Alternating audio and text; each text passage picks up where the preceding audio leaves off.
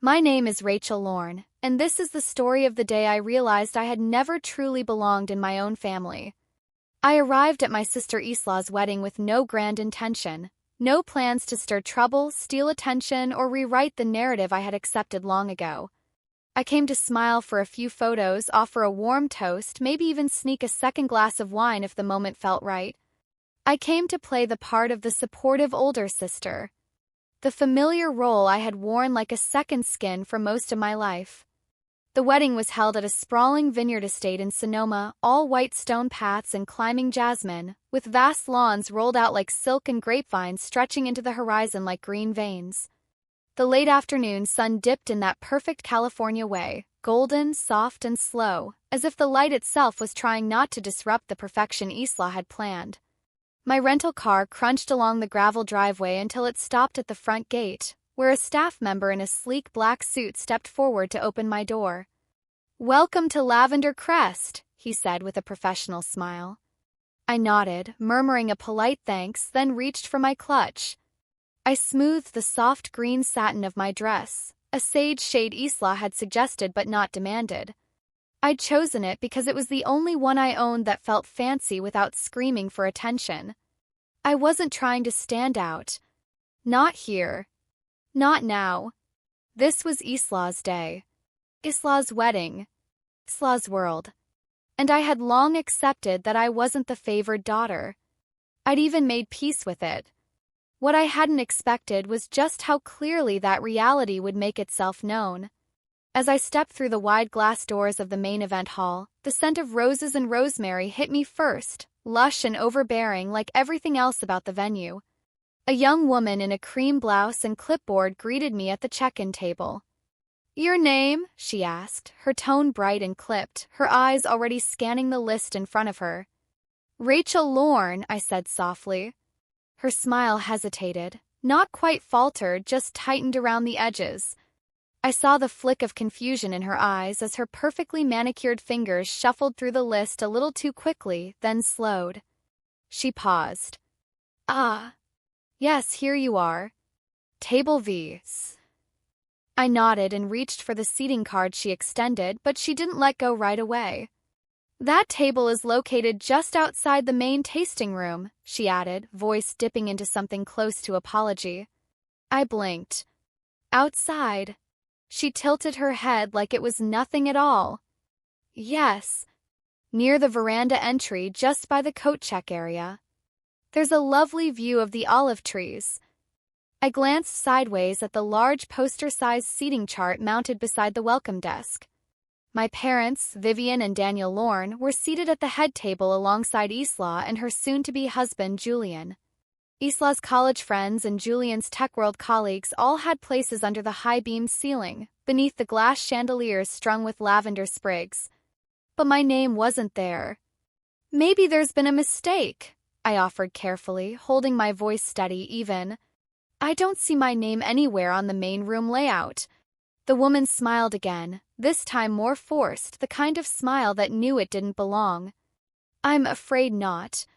This is the assignment we were given." My chest burned. For a split second, I considered laughing it off. Maybe the seating had simply filled up. Maybe it was a last-minute change, a misunderstanding. Maybe it didn't mean what it clearly seemed to. Then I saw my mother. Vivian Lorne stood by the grand floral archway where Isla was having her veil adjusted by a team of planners. They were laughing, heads tilted close, arms linked like sisters out of a bridal magazine. My mother touched Isla's shoulder gently, her mouth curved in the soft, doting way she'd perfected over the years.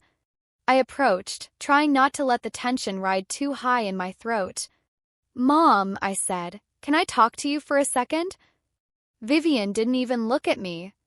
"Not now, Rachel," she said, brushing at Isla's train. "Can't you see we're busy?" "It's just a minute," I said again. She sighed, a long, exasperated sound, as if I had asked for the world. But she stepped aside. Isla remained where she was, watching me. Her smile didn't falter, but it wasn't warm. Never was, not really. "I've been seated outside," I said evenly. "Near the coat check." Vivian shrugged. We had to prioritize close family, Rachel. You know that. I am close family, I said. She gave a small, dismissive laugh. Oh, don't make this a thing. Isla chimed in, eyes gleaming with something that wasn't kindness. It was probably a mix-up. Weddings are chaotic. Nobody meant anything by it. Her voice was sweet as sugar. Her expression was not. I turned back to our mother. Was it really a mix-up? Vivian sighed like I was being difficult. Don't ruin your sister's big day. You should be grateful you were invited. That word, grateful, landed like a stone in my chest. Grateful to be seated like an afterthought. Grateful to be invisible. Before I could respond, my father, Daniel, walked up behind them. It's just a seat, sweetheart, he said, his eyes already moving away. Don't make it a thing. I stood there, silent. I could feel the emotion rising inside me, not fiery or loud, just cold. Deep. Settled. I smiled, though it didn't reach my eyes. Of course. Wouldn't want to make it a thing. I turned and walked away, my heels tapping lightly against the cool stone floor. Behind me, the laughter resumed. The celebration carried on. I passed the neatly dressed guests sipping champagne, heard the violin quartet playing something elegant and forgettable, and arrived at the outer hallway. And there it was, Table V, just outside the tasting room. A small round table with a simple white cloth next to the coat rack. My name card rested in the center, inked in delicate cursive. Rachel Lorne, veranda entry. The script was elegant. Beautiful, even. Felt like a slap. I sat at the edge of the hallway, surrounded by silence broken only by the occasional creak of the catering door and the soft clatter of silverware from inside the banquet room. From where I was seated, I could hear fragments of music, Vivaldi, maybe, or some wedding playlist designed to evoke elegance. It didn't matter. It was distant, like everything else. The air around me smelled faintly of rosemary and fabric softener. Coat rack behind me held 3 neatly pressed suit jackets. One of them still had the dry cleaning tag on it. This wasn't a mix-up. You don't seat someone outside the celebration unless you're trying to make a statement. And my family had always been skilled in the language of subtle exclusions. My fingers traced the gold lettering of my name card. Paper was thick, luxurious, evidence that someone had taken great care crafting every visual element of this event. Every flower had been arranged just right. Every wine bottle matched the color palette. Every candle holder shimmered with curated perfection. Every detail had been planned. Even this one. I stared through the glass doors into the banquet hall, where Isla was now gliding through tables, her dress trailing behind her like foam on the surface of a wave. People reached for her hand, kissed her cheek, toasted to her future. My mother hovered nearby like a satellite, close enough to shine in Isla's orbit, but not so close as to cast a shadow. They looked happy. Radiant, even. But it was a carefully lit kind of happiness, the kind you learn to wear like makeup. I knew it well. I'd grown up with it. The sharp click of the door startled me. I turned. Isla stepped out into the hallway, closing the door behind her with exaggerated quiet. There you are, she said, her tone airy light. Why are you sitting out here like a lost guest? I looked at her, then at my seating card. Because I am one. Her smile faltered for the briefest second. You're upset. I'm disappointed, I said, my voice even. Not surprised. Just tired. Isla crossed her arms, the veil brushing her bare arms in the soft evening air that drifted in through the open veranda doors. Her makeup was flawless, dewy skin, softly blushed cheeks, nude lips lined with precision. But the warmth in her expression never made it to her eyes. It's just a seat, Rachel.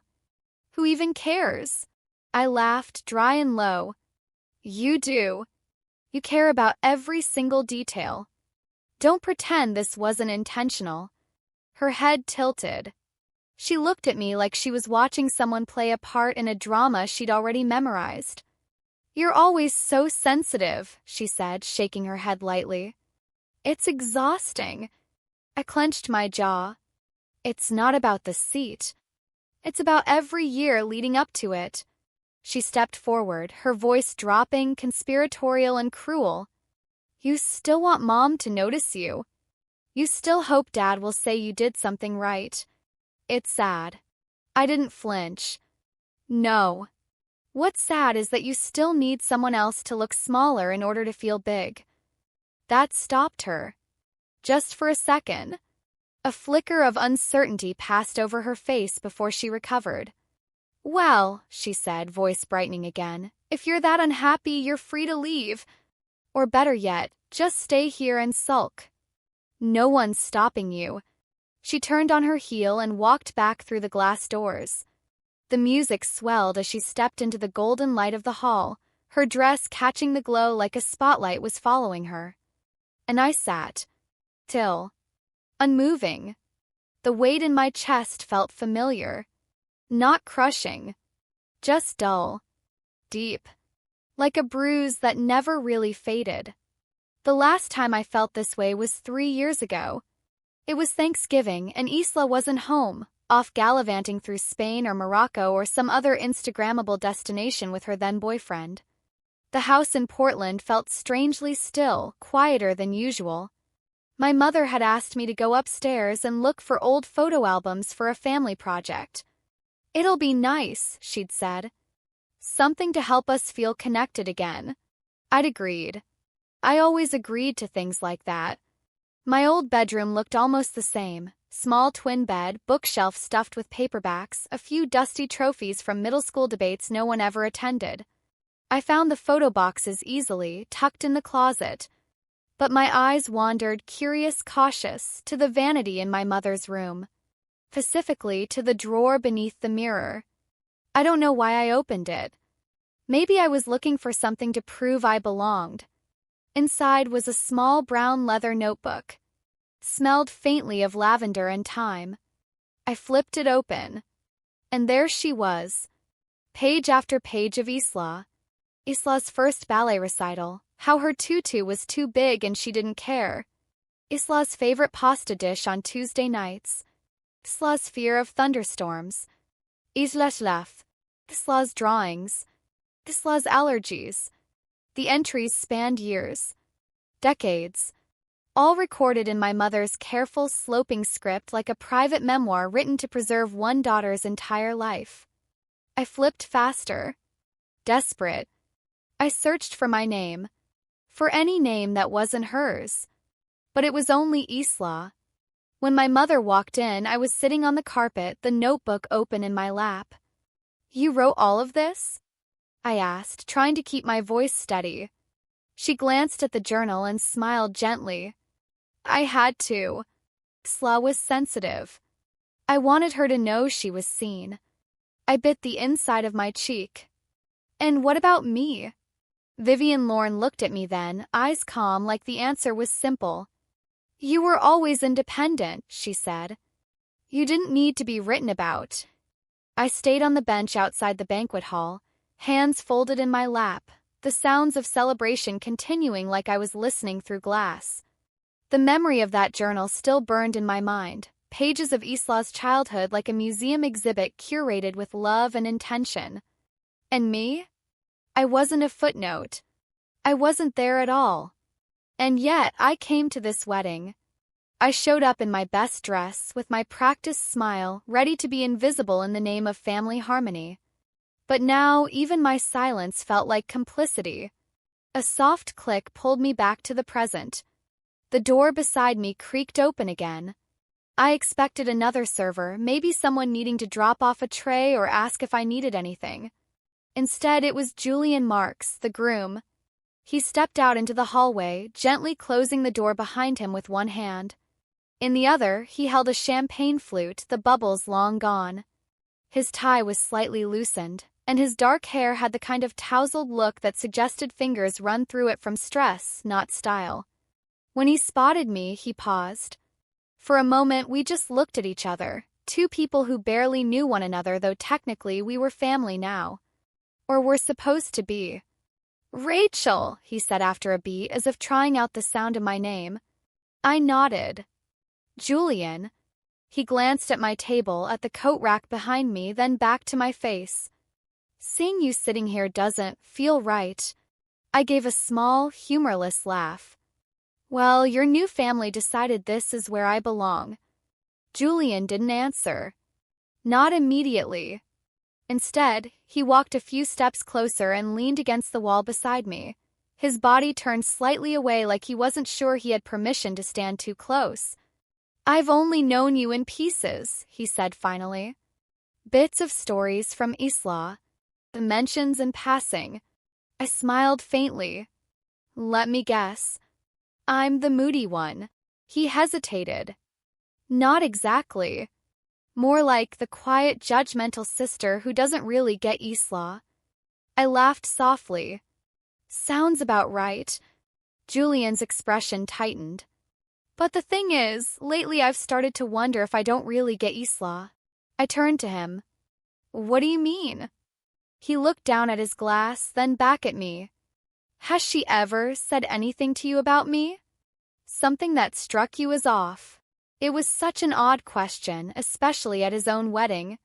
But something in his voice made it impossible to dismiss. I mean, Isla says a lot of things, I said slowly. Not always kind. Not always true. I figured. He pulled out his phone from his jacket pocket and stared at the screen, his thumb hovering. It's just, I've noticed things. The way she tries to control every detail. How she says one thing in front of people and another behind closed doors.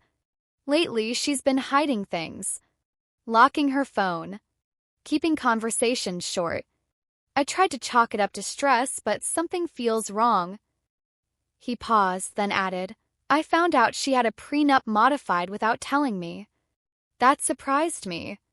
Not because Isla would do something like that, but because he was just now starting to see it. You're not imagining it, I said quietly. You're not crazy. She's always been like this. She just knows how to make people feel like they're the problem. Julian didn't respond right away. He ran a hand through his hair and let out a long breath. I feel like I'm watching a version of my life get written in front of me, and it's not the one I signed up for, he said. For a while, we sat in silence. It was strange, this moment of quiet connection in a hallway filled with other people's coats and someone's forgotten bouquet. And then the unexpected happened. Another door creaked open, further down the corridor. A woman stepped through. Elegant, commanding, and quiet as dusk. Frances Marks, Julian's mother. She walked toward us, holding a phone in her hand and wearing an expression that stopped time. Her navy blue dress shimmered only when the hallway light caught it just right. Her silver hair was pulled into a sleek bun, and every line of her posture said she was a woman who had seen everything and could see through anything. She didn't greet us. Not with small talk. She looked straight at her son and said, Julian, I think you should read this.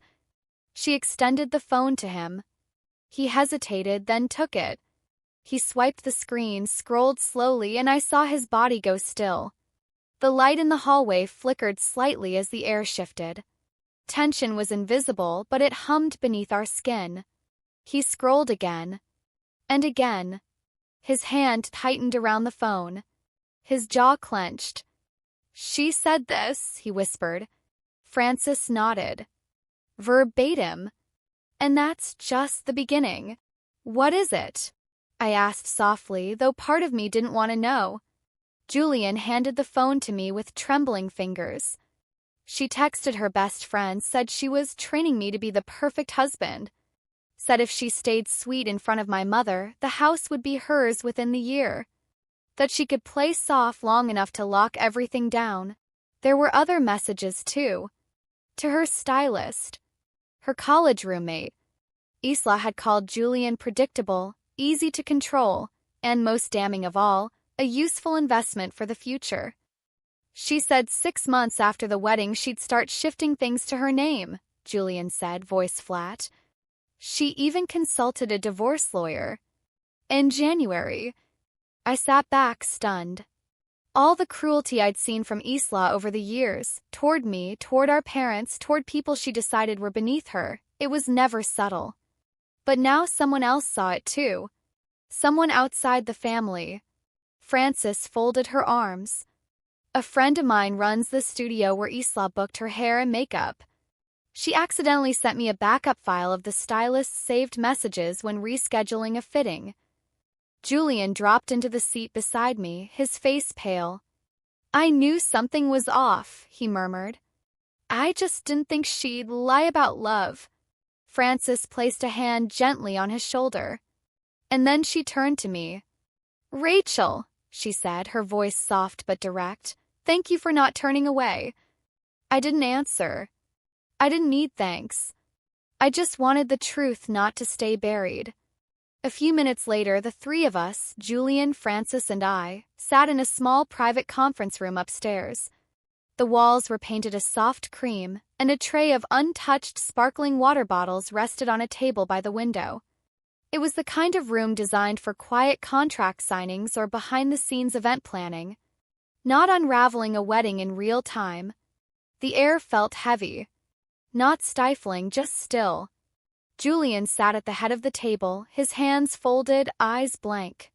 Frances stood behind him, calm but unblinking, as if her stillness was the only thing keeping everything from tipping over. I sat on the side. Not leading this moment. Not guiding it. Just present. And no longer outside. The door opened again. Isla stepped in, followed by my mother. Vivian looked mildly confused, clutching a small beaded clutch and whispering, "What is this about? Why are you pulling people away from the reception?" But Isla walked in like she knew, or sensed. Her shoulders were squared. Her chin was tilted slightly upward. Her perfect bridal look, lace sleeves, soft curls, glowing skin, remained untouched. But her eyes had changed. They were cautious now. A flicker of worry flashed through her expression before she buried it under a forced smile. "What's going on?" she asked. Her voice was sweetened, pitched a little too high. Kind of voice she used when she was trying to take back control of a room without making it obvious. Julian stood. He reached into the inner pocket of his suit jacket and pulled out a white envelope. When he placed it on the table, the sound was louder than it should have been. "You know what this is?" he asked. Isla looked at the envelope and didn't answer. "It's a petition to annul the marriage," Julian said, his voice measured. "And I've already signed it." Vivian gasped quietly beside Isla, her hand flying to her mouth. Isla blinked. "You're joking, right?" "No," Frances said, stepping forward. Her voice was composed, but the undertone was sharp steel. "We've read the messages, Isla. All of them. Every word you said about Julian. About me. It's about this entire family." "I didn't," Isla started, but Julian cut her off. "Don't lie," he said. "Don't insult me with that now." He opened his phone and began to read aloud. Word for word. The text about training Julian. The part where she called his mother a rich antique with good taste and deep pockets. The one where she told her stylist she'd find a way to make him depend on her emotionally and financially. He stopped reading, but the silence didn't. Isla's hands were clenched at her sides. Her face had gone rigid, but her voice tried to stay soft. Those were jokes. Private conversations. They weren't serious. Frances laughed quietly, cold, not amused. "And the divorce consultation you filed in January? Was that a joke too?" That hit harder than the rest. Isla's lips parted, but no words came out. That's when our father, Daniel, stepped into the room. I didn't know who had called him. Maybe a staff member, maybe someone else had tipped him off that something was happening upstairs. But there he was. And he looked tired. Not angry. Not shocked. Just like a man who'd been refusing to see something for too long. He looked directly at Isla. "Is this true?" She didn't answer. He turned to our mother. "Did you know?" Vivian shook her head slowly, uncertainly. I didn't think. I didn't think Isla would ever do something like this. You never think, he said. His voice was quiet, not cruel. But it landed harder because of that. You've never looked at what's really going on. Then he turned to me. And for the first time in years, maybe ever, he met my eyes and didn't look away. Rachel, he said. His voice roughened. I'm sorry. I stared at him. For a heartbeat, I couldn't breathe. It wasn't the words. It was the fact that they had never come before. Not once. I've been silent too long, he went on. I let everything veer off course. I should have stepped in. I should have seen what you were trying to say all along. I didn't know how to respond. I wasn't used to being seen, especially not in rooms like this. But Isla snapped. You're taking her side? She shouted, her voice rising like a siren. Over me? I'm your daughter, too. I'm the one you've always loved. And now you're all ganging up on me over a few texts? Julian's grip tightened around the edge of the table. Don't call them just texts. That's who you are, Isla. That's what you really think. She turned to me then, eyes blazing. This is your fault. You've always been jealous. You've always wanted to make me look bad. You never let me have anything without trying to ruin it. I stayed seated. Calm. Steady. I don't need to ruin anything, Isla. The truth handles itself. That seemed to shatter something inside her. My mother finally stepped forward, looking at Isla, not with judgment but with a kind of shattered recognition. I can't defend you anymore, she said quietly. Not after this. For a long moment, no one spoke. Isla stood there, alone at the center of a room that had once revolved around her. She looked at each of us, as if waiting for someone to step in to take her side, to undo the moment. But no one did.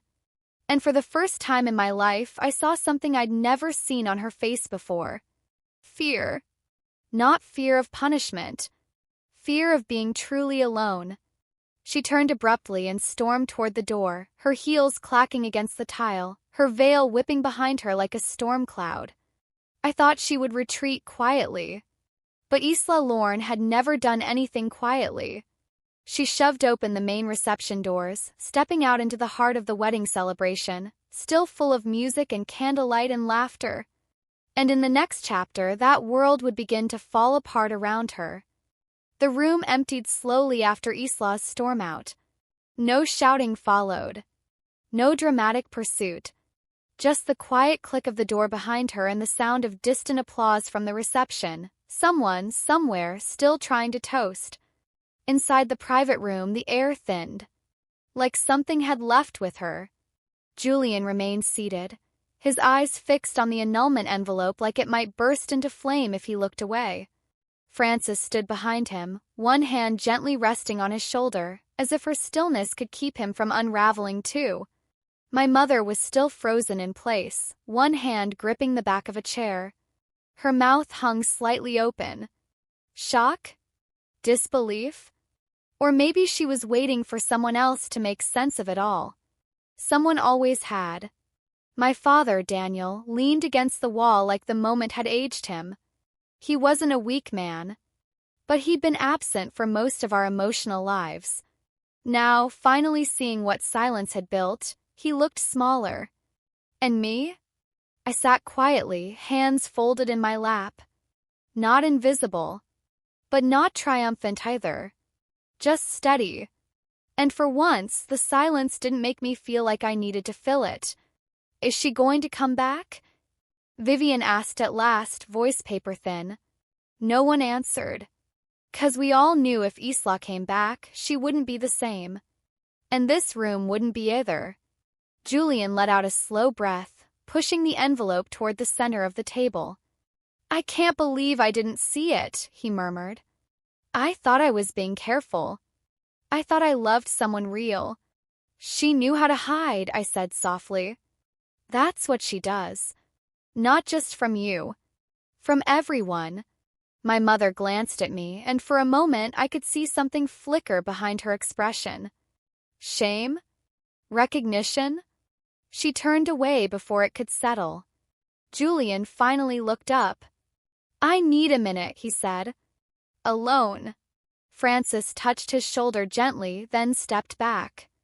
My parents exchanged a wordless look and quietly slipped out of the room. I followed. But I didn't go far. Instead, I walked down the corridor toward the side staircase, the same one I used to sneak away from dinners during long visits home when I needed to breathe. I pushed open the narrow side door that led to a quiet balcony above the vineyard. The sun was starting to sink now, casting long shadows over the rows of vines. The horizon glowed with a kind of stillness that didn't care about secrets or annulments or families built on a delicate house of etiquette and denial. I leaned against the iron railing and closed my eyes. And then, like it always did when I stopped trying to push it away, the memory returned. It had been a quiet Thanksgiving. Just me, Vivian, and Daniel. Isla was away in Spain with her latest boyfriend, some travel photographer she'd met in a yoga retreat. It was one of the only holidays in years that didn't revolve around her. For a brief moment, I'd felt something close to peace. We'd eaten in the sunroom, just the three of us. My mother had set the table with gold-rimmed plates and lit little glass candles, as if pretending that tradition still meant something. It wasn't warm exactly, but it wasn't hostile either. After dinner, she asked if I could go upstairs to look for old family photos. "For a scrapbook," she said. "For both of you girls." That last part felt like a gift. A rare, inclusive sentence. I'd nodded, feeling almost eager for something that might hold the past in a way I hadn't seen it before. My old room hadn't changed much. Same floral curtains. Same creaky desk chair. The same high school trophies on the shelf, most of them from academic teams or writing contests. No one had ever come to see me compete. But they'd kept the awards, I suppose. The photo boxes were tucked neatly under my bed. Labeled. Organized. Easy to find. But as I pulled them out, my eyes wandered toward the vanity in my mother's room across the hall.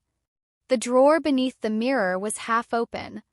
I don't know why I walked toward it, why I touched the handle, why I pulled. But I did. And there it was. A small, light brown leather notebook. Soft with age. Its binding cracked gently when I opened it. Inside were pages of memories. Each entry written in my mother's perfect cursive, still sloped, precise, elegant. The kind of handwriting that had once graced thank you cards and formal letters. And every single page was about Isla. Isla didn't cry on her first day of school, just smiled, waved, and walked in like she owned the place. Brave little thing. Isla loves when I make the lemon chicken with rosemary. Always asks for extra sauce. She's afraid of thunder. Crawls into my bed at 2 a.m. but says she's not scared, just wants to talk. Her laugh today sounded just like she used to sound at 6. I hope she never changes. Page after page. Year after year. I turned them carefully at first. Then faster. Desperately. Searching. But there was nothing else. No entry about me. No story. No sentence. Not even my name. As if I had existed only in the periphery of the life she'd chosen to remember. When my mother walked in, I was still sitting on the floor. The book open across my knees. Hands trembling. "You wrote all of this?" I asked. My voice was so low it didn't even sound like mine. She paused. Then smiled lightly. "Oh, that old thing. I started it when Isla was little. I didn't want to forget the details." "She's in every entry," I said. "She's sensitive," my mother replied. "I had to write things down for her, so she'd feel seen." "And what about me?" Vivian didn't flinch. "You've always been independent.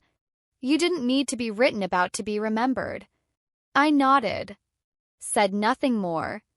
But something in me shattered so quietly I didn't even realize it at first. I never brought it up again. Never told Isla. Never asked my father why he never noticed. I buried it the way I buried everything else. Until now. Standing on the balcony, the memory washed over me with a strange kind of clarity. Didn't hurt in the same way anymore. Not sharp. Not fresh. Just real. And suddenly the wedding, the hallway table, the coat rack, the clipped apology, it all made sense. It had always made sense. They hadn't seated me there to insult me. They seated me there because they didn't think of me at all. A door creaked open behind me. Frances. She stepped out onto the balcony with that same effortless grace, the kind that didn't come from money but from knowing who she was, regardless of who was watching. "I figured I'd find you up here," she said. I nodded. "Did Julian send you?" "No. He needed some space. I just had a feeling you might need someone to remind you that you're not the only one seeing clearly today." I gave a small smile. "Thank you." She stood beside me for a moment, her hands resting lightly on the railing. The sunset stretched across the vineyard like a silk sheet. Somewhere below, laughter drifted faintly from the far end of the lawn. Most guests still had no idea what had happened. Yet, "You've known about Isla for a while, haven't you?" she asked. "I've known enough," I said. But no one ever wanted to hear it. She turned to look at me, her eyes narrowing in thought. "You spoke calmly back there. With strength. I don't think I would have had that kind of control at your age. I've had years to practice." She nodded. "I saw the way you looked at her. Not with hate. Just clarity." "I don't hate her," I said. "But I don't excuse her anymore either." Frances smiled faintly, like she approved. "That might be the most dangerous thing of all to someone like Isla." We stood in silence for a long moment. Then she said, "Julian's going to be okay. But it's going to take time. He loved the version of her she showed him. That kind of disillusionment cuts deep." "I know," I said. "I spent most of my life hoping for a version of my family that never really existed." Frances didn't reply right away. Then she said quietly, "Sometimes the family we want isn't the family we were given. But that doesn't mean we're meant to stay in rooms where we aren't seen." She let that hang in the air. And then, without warning, the music from the reception died. Not gradually. Abruptly. A silence rolled up the vineyard hill like a wave. Frances and I turned. And from where we stood, we could see Isla, storming through the French doors at the far end of the lawn. Her gown tangled in her heels. Her eyes wide, red-rimmed. Her hair coming loose. Makeup smudged. And around her, guests stopped mid-laugh. Servers paused mid-pour. People turned, stilled, held breath. A ripple of confusion moved across the crowd like a current. Then silence. She was unraveling. Publicly. And the storm was just beginning. It was like watching a chandelier crash in slow motion. One moment, the reception was still humming. Low music, dim laughter, clinking glasses. The next, Isla was at the center of it all, and the room fell silent under her storm. She looked like something had come undone inside her, dress askew, veil slipping, cheeks streaked with mascara. Her heels clicked against the marble floor like the ticks of a clock winding towards some inevitable detonation. Guests shifted uncomfortably. Some looked away, pretending not to notice. Others leaned in, hungry for the drama. 'Cause that's what weddings are for people like Isla, performances. And this was no longer the show she had scripted. "You think you can humiliate me like this?" she shouted, her voice loud enough to reach every corner of the hall. Heads turned. Servers froze mid-step. Isla stood beneath the central chandelier, the light above her flickering slightly against the crystals. Her white dress glistened like armor, but her face was cracked open, rage, fear, disbelief. And behind her, us.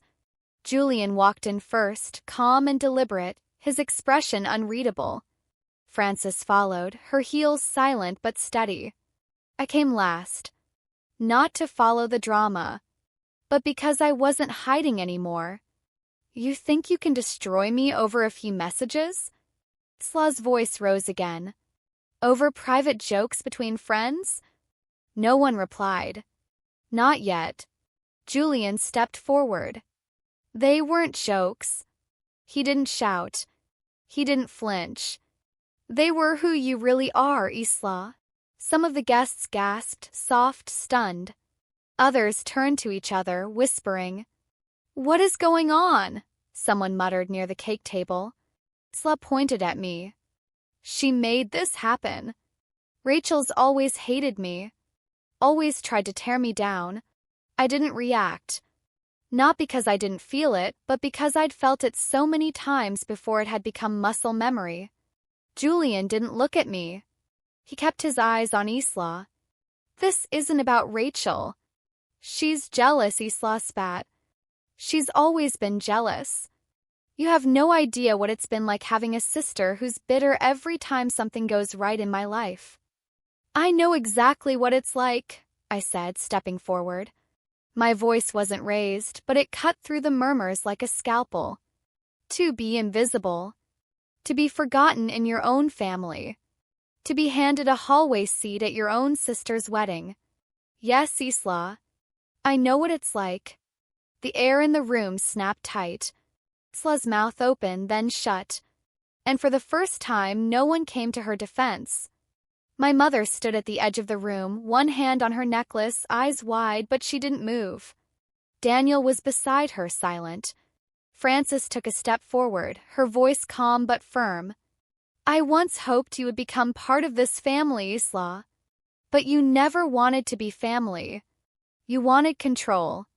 And now that you've lost it, you're showing everyone who you really are. Isla laughed, a sound that didn't carry joy. You think I wanted this family? I did what I had to do. I made plans. I built something. And now you're going to throw me out over a few texts? Julian reached into his jacket again. And there it was, the envelope. The annulment papers. I already signed it, he said. Before I even came down here. A stunned silence spread like fog across the room. People stood motionless, holding wine glasses midair, napkins clutched in hand, plates untouched. You can't do this, Isla said, voice trembling now. We made vows. We were married less than 4 hours ago. You made plans before we were married, Julian replied. She turned to my mother. Mom, say something. Vivian looked at her daughter like she was seeing her through clean glass for the first time. Then, finally, she whispered, I don't know what to say. Isla stared at her, disbelief thick in her voice. So that's it? You're just going to stand there and watch everyone turn against me? No one turned you into this, I said quietly. This is who you are. And now everyone can see it. My father stepped forward then, clearing his throat. I failed both of you, he said. His voice carried more weight than I'd ever heard from him. I let things go too long. I looked away too often. And I'm sorry. I blinked. Not because I needed the apology, but because he finally saw me. Isla wasn't done. Not yet. She looked at me with pure venom. You always wanted to take me down, she hissed. You couldn't stand to see me happy. I never wanted to take anything from you, I said. I just wanted to belong. I just wanted to be seen. Her expression wavered. Her fists clenched. You always played the victim, she spat. Always needed everyone to feel sorry for you. Frances stepped between us. That's enough. Her voice wasn't loud, but it stopped Isla in her tracks. You've said enough, Isla. More than enough. Isla's eyes flicked between all of us, searching for someone, anyone, who still saw her the way she wanted to be seen. No one stepped forward. Even her friends, those who had once clung to her presence like it conferred importance, stood back now, unsure. unwilling to join the sinking ship. Isla's breathing hitched. She looked around the hall as if trying to find her script again, only to realize it was gone. The spotlight was still on her, but the story had changed. And she wasn't the protagonist anymore. "You're all wrong about me," she said, voice breaking. "You don't know what I've given up. You don't know what it's like to always have to fight for attention. You don't know what it's like to carry this family's expectations on your back." "No," I said. "You don't know what it's like to be forgotten by the people you try your whole life to love." There were no cheers, no applause, just stillness, kind that comes when a story is ending. Isla turned, her veil catching on a chair. She ripped it off, letting it fall to the floor like a shed skin. And then she walked out. Alone. No one followed. No one called her name. And in her absence, the chandeliers above us kept shimmering, silent witnesses to the collapse of a world Isla had built out of mirrors and string. The aftermath was quieter than I expected. Guests began to drift away. Some offered murmurs of sympathy to Julian. Others made polite excuses, disappearing into the night. No one asked me anything directly, though I felt the sideways glances. Francis helped Julian back into the private room, where he sat with a glass of water, staring at nothing. Vivian found me on the edge of the dance floor, near the now-abandoned dessert table. She stood awkwardly for a moment, then said, "Rachel?" I turned. "Yes." She hesitated. "I didn't know it would turn out like this." I looked at her, truly looked, and realized that for the first time in my life I didn't want her to say sorry. Not because it wasn't deserved, but because it didn't change anything. "I know," I said. She stepped closer. "I didn't mean to make you feel forgotten. You didn't mean to remember me either." She blinked, taken aback. "I didn't say it with cruelty. Just truth."